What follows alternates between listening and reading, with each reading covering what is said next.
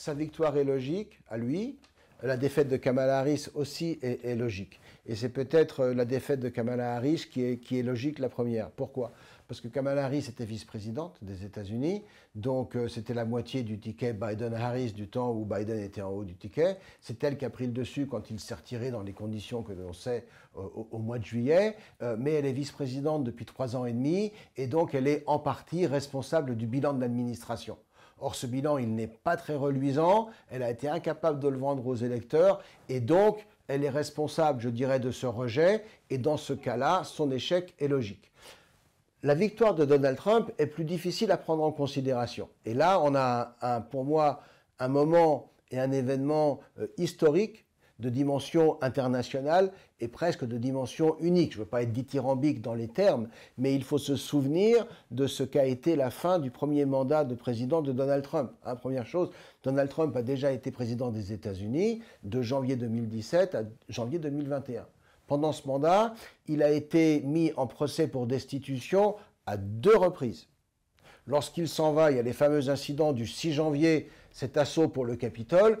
Pour moi, lorsqu'il quitte la Maison-Blanche, c'est une liability, comme on dit en anglais. C'est quelqu'un qui n'a plus de légitimité politique dans le cadre du système américain. Sa carrière, ses ambitions professionnelles, elles sont terminées, réduites à zéro. Mais lui, il ne va pas abandonner. Il va reprendre progressivement la main sur le Parti républicain. Il va échouer à l'occasion des élections intermédiaires de 2022, qui ne sont pas le raz-de-marée rouge que tout le monde avait prévu, mais il va persévérer. L'opposition, c'est-à-dire le démocrate, à travers la justice américaine, vont chercher à le stopper. Il y aura plusieurs procès contre lui. Il sera mis en accusation. 91 chefs d'accusation contre lui. Il sera condamné à une amende monumentale de 450 millions de dollars. Il aura la menace peut-être d'un emprisonnement venant de Géorgie, venant d'un procureur spécial enquêtant sur les événements du 6 janvier. Il est menacé de tous bords, mais il continue. Il mène sa campagne, il survole les primaires républicaines et, en plein cœur de l'été, tentative d'assassinat contre lui. Il survit, par miracle, par chance, il se redresse, on en sort une photo iconique qui fait de lui quelqu'un d'une dimension, je dirais, hors norme, et il poursuit sa chevauchée sans se soucier de l'adversaire. D'abord, il se prépare à affronter Biden. À l'arrivée, c'est pas Biden, c'est pas grave. On affrontera Kamala Harris. Ça ne compte pas pour lui parce que lui, il a un programme. Il a une idée, il a une vision. C'est le fameux MAGA, rendre sa grandeur à l'Amérique et faire de l'Amérique ou America First, mettre l'Amérique en priorité en ce qui concerne les prérogatives du gouvernement. Et il va insister sur ce message à travers l'immigration, à travers l'inflation, à travers un certain protectionnisme pour relancer l'industrie américaine, et puis aussi à partir d'une certaine remise en ordre de l'ordre international qui est plutôt chaotique, avec 2 conflits qui n'existaient pas du temps de son premier mandat. Eh bien, les électeurs américains vont adhérer. Il a fait une très bonne campagne, la meilleure, j'en suis pas sûr, mais il a fait une très bonne campagne. Il a fait une très bonne campagne pour 2 raisons. La première, c'est qu'il est resté fidèle au message, toujours. La seconde, c'est que, et ça c'est son don particulier, il a un don de communication. Donald Trump a ce don rare chez les politiciens, chez les hommes politiques, je devrais dire, d'être en mesure de communiquer avec monsieur ou madame tout le monde, ou bien de communiquer avec des milliardaires, ou bien de communiquer avec des dignitaires et des chefs d'État. Il est à l'aise avec tout ce monde et il est capable de s'adapter, je dirais, à l'environnement et au niveau de chacun. Donald Trump, aux États-Unis, donne des meetings gigantesques dans des stades. Il y a 30 000, 40 000, 50 000 personnes. Quand il parle, vous avez l'impression qu'il parle à vous tout seul. Qu'on a une conversation intime. Il a un moyen de communication, une facilité de communication qui sont, je dirais, un petit peu hors norme et ça fait partie de son talent. Il a un génie pour la communication aussi. Il sait se mettre en scène.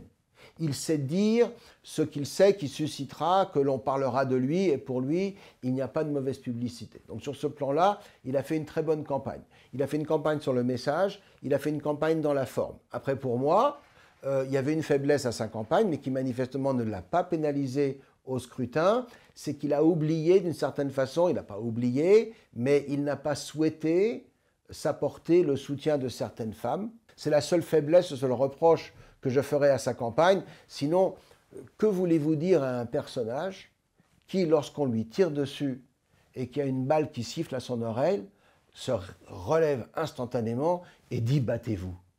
Battez-vous. Ce moment, il est extraordinaire. Ce moment, il est iconique, il y a une photo iconique, et puis ça illustre un dynamisme et je dirais une volonté, je dirais, de se combattre, d'imposer ses vues, de participer à ce qui fait la vie politique et autres, qui est extrêmement rare. Donc, première priorité, rendre sa souveraineté à l'Amérique. Il faut bien comprendre qu'un pays qui n'a pas de frontières n'a pas de souveraineté. Un pays dont des gens qui viennent de n'importe où franchissent la frontière allègrement sans être arrêtés, ce n'est pas un pays qui est digne d'être appelé un pays parce que manifestement, sa souveraineté est bafouée par des kidams venus de n'importe où. Donc la première chose, rétablir la souveraineté américaine en rétablissant une frontière et en stoppant l'immigration clandestine. L'immigration clandestine, pas l'immigration tout court. C'est le premier point. Deuxième point, se focaliser sur l'économie pour, je le disais il y a un instant, à nouveau rendre les rêves américains accessibles. Ça veut dire, un, stopper l'inflation, deux, relancer la machine économique à travers notamment une production fondamentale des États-Unis, qui est la production d'énergie. Rappelons que les États-Unis sont le plus gros détenteur de réserves d'énergie fossile au monde. Au nom de quoi irait-il se priver de ce réservoir? Lui ne va pas se priver de l'utiliser, je peux vous le garantir. Il va inonder le monde de pétrole et de gaz de schiste, qui va avoir pour premier effet de baisser le coût de cette matière première et de nous, à nouveau, rendre économiquement viable la production automobile et d'autres productions, donc de relancer l'économie américaine. 3. Privilégier l'industrie américaine à travers une forme de protectionnisme, les tarifs douaniers, et puis 4, encore une fois, s'occuper des affaires du monde. Donc ça fait que 4 sujets, ça paraît pas grand-chose, mais en fait ils sont complexes, ça va l'occuper énormément, il ne contrôle pas toutes les cartes malgré tout, parce qu'il y a des partenaires, comme la Chine. Les priorités américaines, c'est la situation économique à l'intérieur, c'est l'immigration, c'est les relations avec la Chine, c'est peut-être même, je dirais, les relations avec les BRICS, qui sont les puissances montantes, les relations avec les pays du Proche-Orient, dont l'Iran, qui est une puissance déstabilisatrice majeure dans une région déjà extrêmement fragile et en ébullition. L'Europe, c'est, je dirais, périphérique. L'Europe apparaît comme périphérie du dossier ukrainien, parce que se pose la question de la destinée de l'Ukraine au sein de l'Europe. Les Européens, ce qu'ils doivent comprendre de la réélection de Donald Trump, c'est que le monde est véritablement en train de changer et que les États-Unis, d'une manière ou d'une autre, sont en train d'évoluer vers une position de plus en plus non interventionniste sur les théâtres internationaux et certainement pas celle de gendarmes du monde systématique et mobilisable à tout va. À partir de là, ils auront besoin, un, de quelqu'un d'autre pour apporter leur propre sécurité, ça peut être eux-mêmes, deux, d'autres institutions pour gérer des conflits extérieurs. Les États-Unis de Donald Trump n'estiment pas avoir vocation à envoyer leurs propres soldats assurer la paix à l'extérieur. Et ils ne le feront pas. Donald Trump rêverait d'être reconnu par le reste du monde comme un homme de paix. Voilà. Prix Nobel de la paix, et il pensait qu'il le méritait après les accords d'Abraham. On ne lui a pas proposé. Mais ça ne veut pas dire qu'il ne veut pas l'obtenir quand même. Il est très jaloux d'Obama, qui a obtenu un prix Nobel de la paix pour un discours inutile et totalement faux au Caire après 6 mois de présidence. On s'en souvient, c'était en 2009.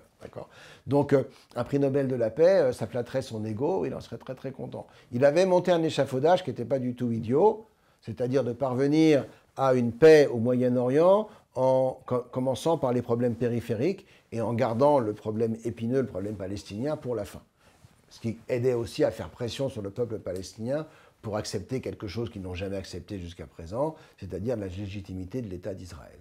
Dans un premier temps, suite à ce qui s'est passé le 7 octobre de l'année dernière, on a la guerre actuelle à Gaza et au Liban.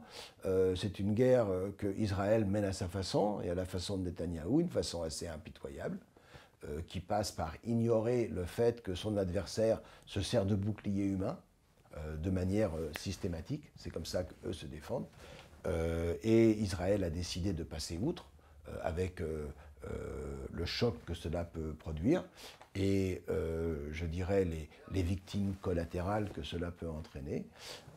Biden et l'administration actuelle se sont opposés à cela entre autres parce qu'il y a aux États-Unis des groupes de pression qui sont plutôt pro-palestiniens qu'autre chose, même s'il y a aussi des groupes de pression juifs, Donald Trump ne se posera pas sa question.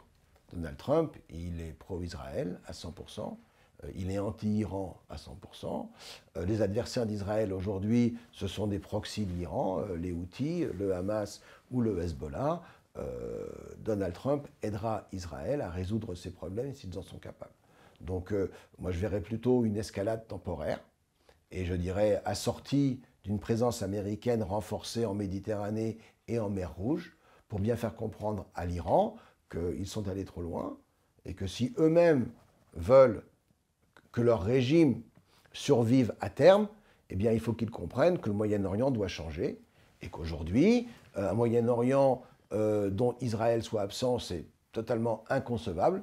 Et la question qui va se poser, c'est quelle place les Palestiniens veulent, quelle place sont-ils prêts à défendre, et que sont-ils prêts à accepter pour avoir cette place? C'est ça la question qui va poser.